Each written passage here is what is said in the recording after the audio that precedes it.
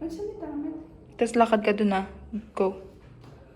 Hi, ako po si Marisa Quesido, Tobong Leyte, at ako po ang may-ari ng Mrs. Food Products. Nagpo-produce po kami ng mga ready-to-eat meal in a jar. Kagaya po nitong tatlo, ito po aming mga pangunahing produkto. Paano po ba kami nag-come up sa ganitong idea? Quick background lang po.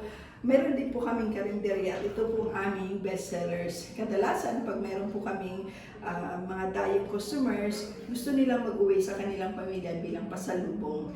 Ang worry nga lang, baka mapanis since ang isa sa main ingredient nito ay gata.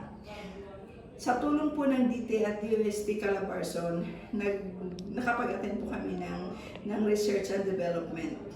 Sa ngayon, mas pinalawak pa po namin ang aming production.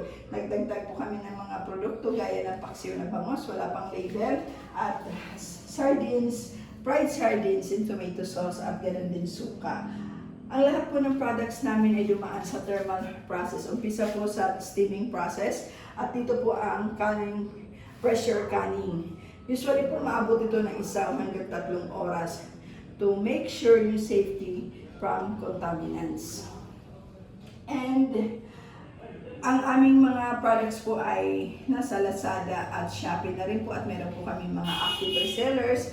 At bukod po doon, nag-attend din po kami ng mga, through sa tulong ng DTI, nakakapag-attend po kami ng mga libreng bazaars, trade fairs sa mga malls.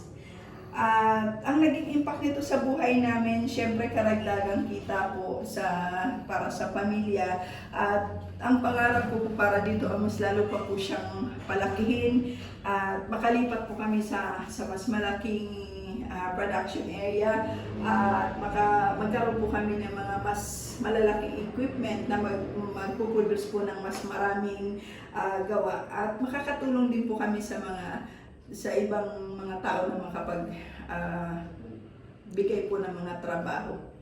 At masayang-masaya po kami, at ito po ay may tuturing namin na blessing ng Diyos sa amin. Salamat po. Okay na ba yun?